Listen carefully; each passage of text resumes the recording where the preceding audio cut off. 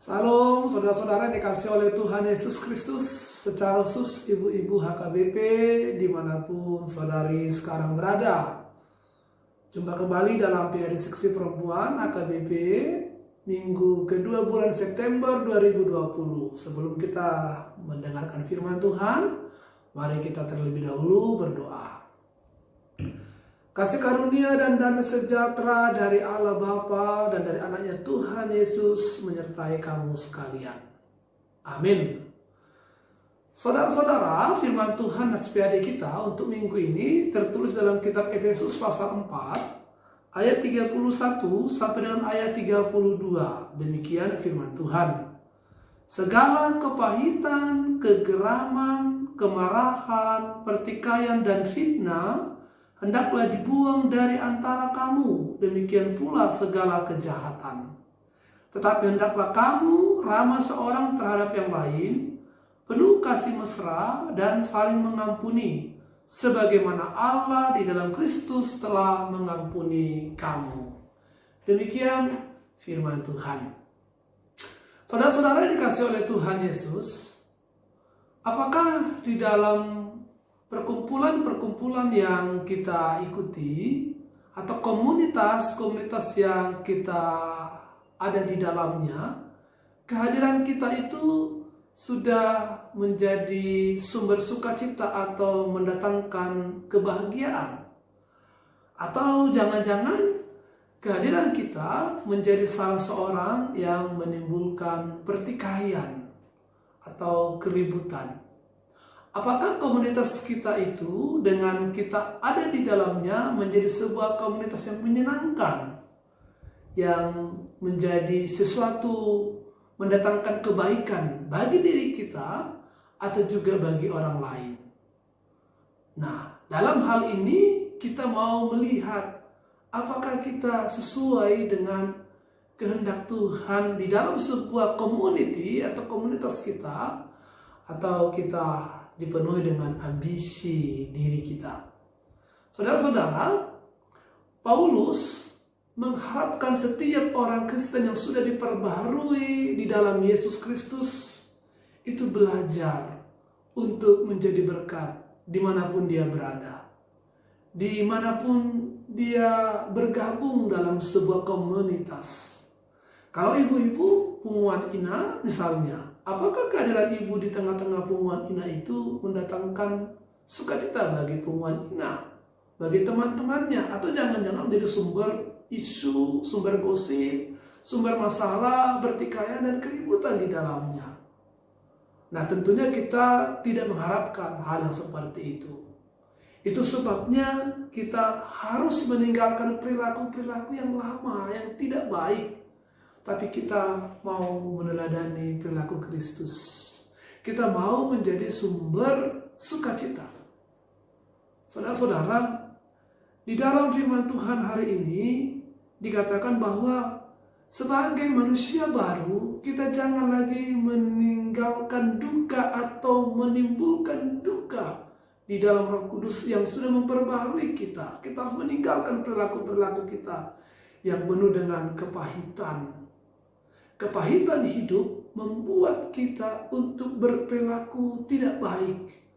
Kita akan menimbulkan sakit hati dalam perkataan kita kepada orang lain. Kita akan melakukan tindakan-tindakan yang konyol yang akan mendukakan orang lain. Dan kita sendiri yang mengalami kepahitan tentu akan sulit bersukacita dan bahagia dalam menjalani kehidupan kita, dalam segala perjumpaan kita dengan orang lain. Hidup kita akan dipenuhi dengan kegeraman dan kemarahan, dan pikiran-pikiran jahat, serta hal-hal yang menimbulkan pertikaian akan muncul dari diri kita. Itu sebabnya seseorang di dalam komunitas harus menyelesaikan dulu kepahitan dalam hidupnya dengan cara dia mau berdamai dengan sesamanya, dan cara dia mau memulihkan hubungan dengan sesamanya. Nah, firman Tuhan hari ini mengatakan kepada kita, tinggalkanlah, jauhkanlah segala kepahitan kita, segala kegeraman kita, segala kemarahan kita, sikap mau menimbulkan pertikaian dan fitnah kepada sesama kita, dan segala pikiran-pikiran jahat di dalam sebuah komunitas kita di mana kita berada. Tapi baiklah kita bersikap ramah kepada sesama kita, baiklah kita membangun kasih yang mesra kepada sesama kita, dan baiklah kita saling mau mengampuni dengan sesama kita, sehingga semua hubungan kita dengan sesama kita menjadi baik di dalam Tuhan. Karena mungkin tidak semuanya orang bisa seperti apa yang kita inginkan, tidak semua orang bisa menyenangkan hati kita. Sadar atau tidak sadar, saudara-saudara kita, teman-teman kita mungkin melukai hati kita. Tapi dari dalam diri kita, marilah kita mau saling mengampuni. Tetap bersikap ramah. Tetap membangun kasih yang mesra dalam sebuah persekutuan.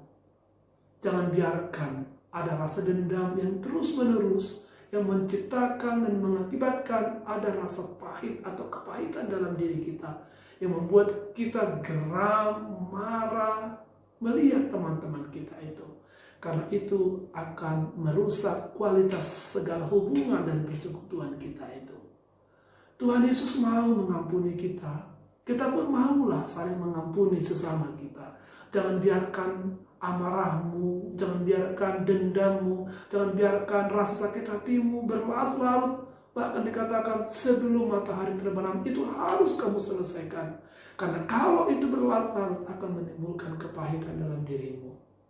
Saudara-saudara, mari membangun kasih mesra. Mari membangun keramahan antar sesama dan saling mengampuni. Pasti hidup kita akan bahagia. Karena hati yang gembira adalah obat segala apa yang kita alami. Supaya kita tetap sehat, supaya kita tetap bersukacita di dalam menjalani kehidupan ini. Tuhan Yesus memampukan kita, memberkati kita dalam melakukan dan meneladani sikap Tuhan. Dia mau mengampuni, dia mau tetap ramah kepada orang-orang yang menyakitinya, bahkan dia mau menyebarkan kasihnya kepada orang-orang yang telah menyakitinya, sehingga banyak orang yang terselamatkan dan mengalami pertobatan. Nah, jadi saudara-saudara, marilah kita meneladani Kristus dan menjalani kehidupan kita sebagai manusia baru yang sudah diperbaharui oleh Roh Kudus. Tuhan Yesus mampukan dan memberkati kita. Amin, kita berdoa.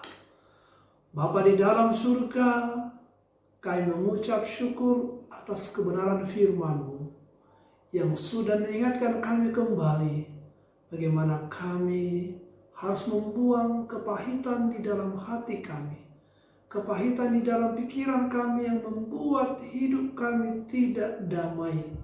Hidup kami dipenuhi dengan kegeraman dan kemarahan, sehingga kami melakukan banyak hal yang jahat. Tetapi firman Tuhan hari ini menyapa kami untuk boleh kami terus dipenuhi kasih karunia dan mesra yang dari Tuhan di dalam setiap persekutuan kami, saling mengampuni dan saling berdamai dengan sesama kami. Kiranya Engkau memampukan kami Tuhan di dalam kasih dan Roh-Mu yang kudus, sehingga kami boleh layak disebut sebagai anak-anak kesukaan-Mu. Terpujilah Engkau Bapa, di dalam nama anak-Mu Tuhan Yesus kami berdoa dan mengucap syukur. Kasih karunia dari Tuhan kita Yesus Kristus, kasih setia daripada Allah Bapa, serta persekutuan Roh Kudus yang menyertai berkati saudara sekalian sekarang sampai selama-lamanya. Amin. Tuhan Yesus memberkati kita semuanya.